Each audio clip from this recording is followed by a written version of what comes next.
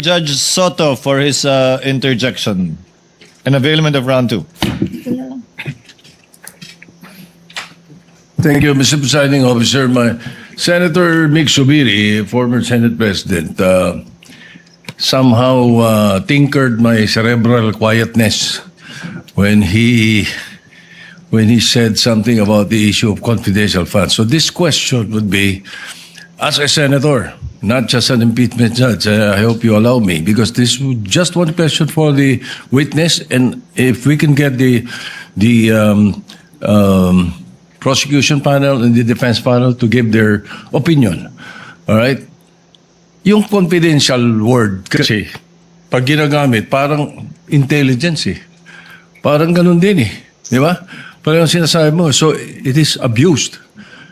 Bakit hindi sa budget na susunod, and we want your opinion, para mas magko-conform sa circular nyo?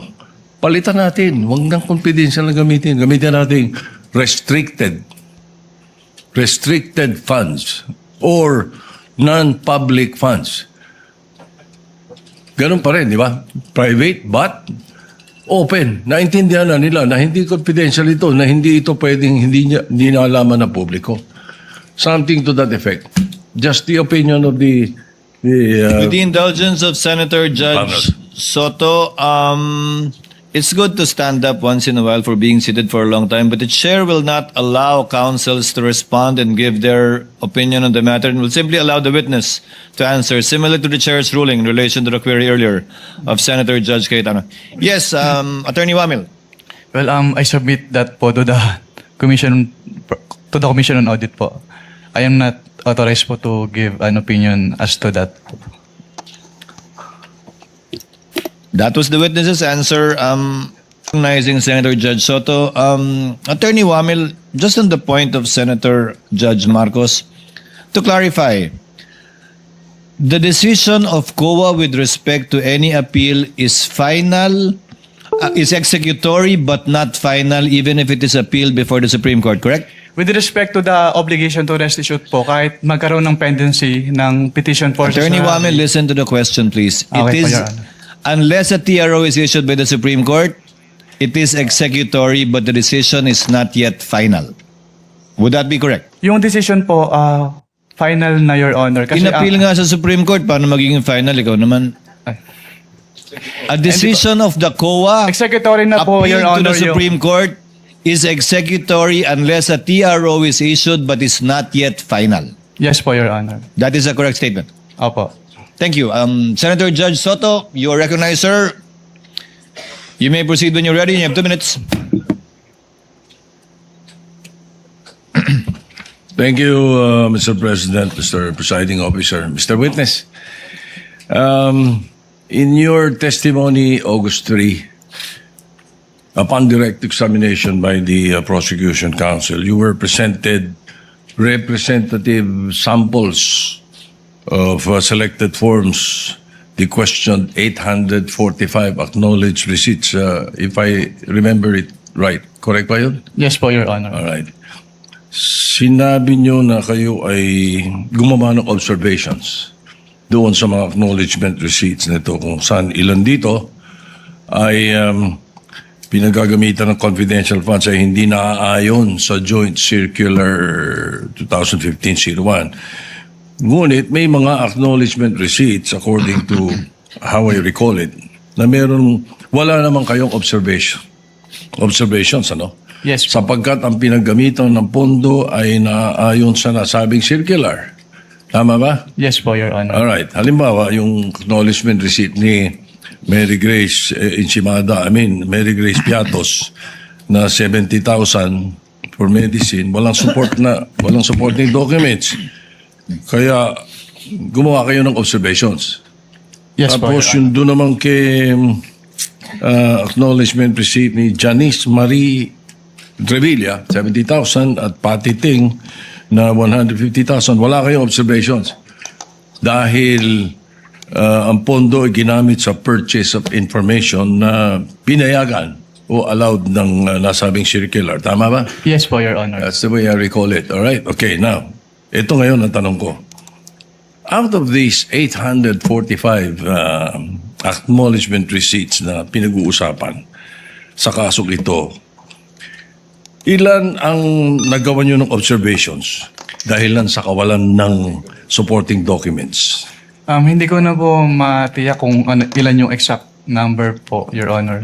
Ilan ng, well, then my next question will not be answered because tatanong ko, ilan yung malang observations? Pwede po ako mag-refer sa tabulation po, Your Honor. Please. You can refer to your tabulation table that was earlier marked. Assisting counsel, can you show him the previously marked evidence pertaining to his tabulation or summary? Assisting counsel for the respondent may also approach should he so desire.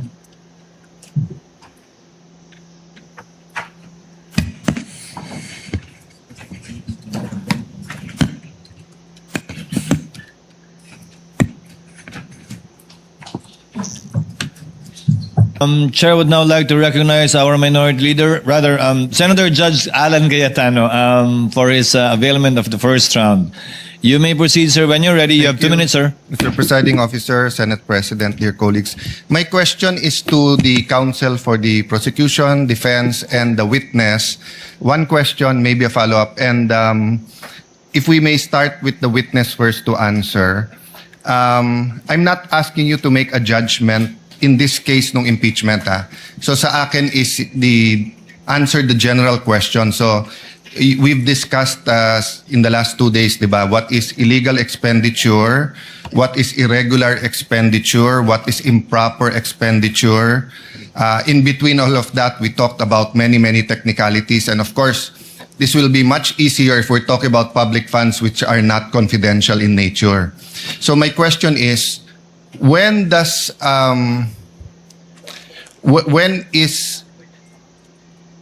we analyze the expenditure, when is it in the nature of an administrative problem na parang mag-submit lang kayo, i-justify nyo to, o kulang lang ng dokumento, i-supply nyo to, and when does it go up to na criminal na in nature na sandali lang, may anomalya na dito or we might file charges against you. Ano yung bar niyan, di ba? So sa mga senator judges na nanonood ngayon and sa publiko na nanonood ngayon, because nga confidential expenditures are in a class by itself, di ba? Peace and order is so important, security is so important. So I'm not referring to this case, So I'm not asking you to make a judgment in this case, whether it's administrative, criminal. In general, as an auditor, then I'll ask the same sa prosecutor and sa defense. Witness, go ahead. In your words, no? Apo, kapag AOM po at NS, nire-require po namin sila na mag-submit ng documents. Pero kapag nag-end na po, since there's an obligation to restitute, so ang remedy po nila is to settle the amount or to file an appeal with the commission proper. Yes, but even when you give them an ND to restitute, hindi nyo naman sinasabi pag restitute. Pwedeng restitute na mali paggamit, hindi yung binulsa mo yon, di ba? So at what point as an auditor do you say na sandali lang, criminal na to, may anomalya? Kasi pwedeng mali ang pinaggamitan kaya isoli nyo, but you're not accusing anyone of na binulsa niya. Well, sa circular naman po, merong presumption na tinatawag kapag hindi nakapag-liquidate na maayos yung agency, which is Yes, presumption of misuse or misappropriation. Yes, and that's a disputable presumption, right? It is a prima facie presumption. Yes, a prima facie presumption is a disputable presumption. It's not a conclusive presumption, meaning yung prima facie, so lilipat yung onus sa kabila na i-prove na mali. Tama? Yes po, Your Honor. Yes, so hindi pa yun yung hindi ka pa rin dumating dun sa point na yon na parang hindi, as far as COA is concerned, ninakaw mo to. Again, I'm not talking about this case in general. At what point nga will you have a final COA document saying na yon? Kasi pag sinabi mo lang restitute lang, it could be restitute because you didn't use it for what you were using it for. Based on the rules of COA po, since di ba i-appeal po yung, pwede bang i-appeal yung ND, at kapag naglabas si commission proper ng decision at hindi po nag-comply si agency dun sa decision, then pwede nang i-endorse with the ombudsman yung case for the filing of criminal Kindly wind up, charges. Senator So, Judge Cayetano.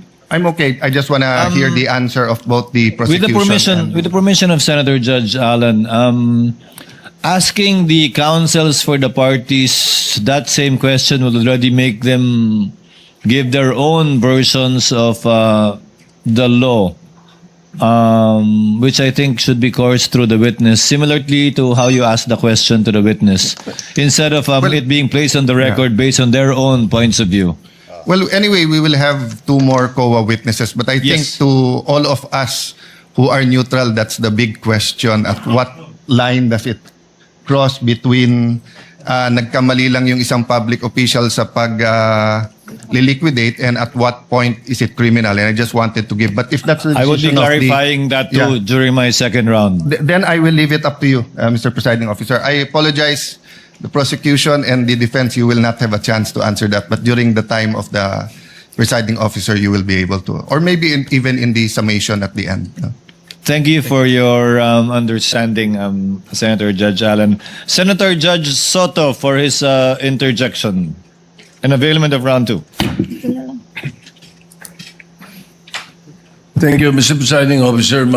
Senator Mick Subiri, former Senate President, somehow tinkered my cerebral quietness when he said something about the issue of confidential funds. So this question would be, as a senator, not just an impeachment judge, I hope you allow me, because this is just one question for the witness, and if we can get the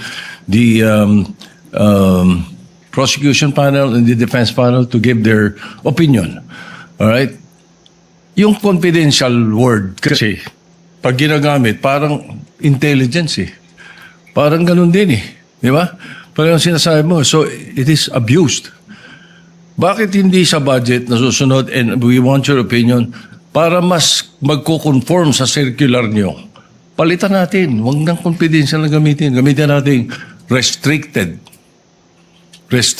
funds or non-public funds. Ganun pa rin, di ba? Private but open. Naintindihan na nila na hindi confidential ito, na hindi ito pwedeng hindi nalaman ng publiko. Something to that effect. Just the opinion of With the indulgence of Senator Judge Soto, it's good to stand up once in a while for being seated for a long time, but the chair will not allow counsels to respond and give their opinion on the matter, and will simply allow the witness to answer, similar to the chair's ruling in relation to the query earlier of Senator Judge Cayetano. Yes, Attorney Wamil. Well, I submit that po to the commission on audit po. I am not authorized po to give an opinion as to that. That was the witness's answer.